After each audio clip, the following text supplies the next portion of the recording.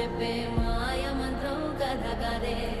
చంటోళ్లను భయపెట్టే భూచోడి కథ కదే, తాత ముత్తాతమ్మల భూతాల కథ కదే, విక్రమాదిత్యుడు చెప్పిన వేదాళుడి కథ కదే, దీపము నుండి దెయ్యం వచ్చే అల్లావుద్దీన్ కథ కాదే, ఇది ముడత చర్మం ముసలి చెప్పే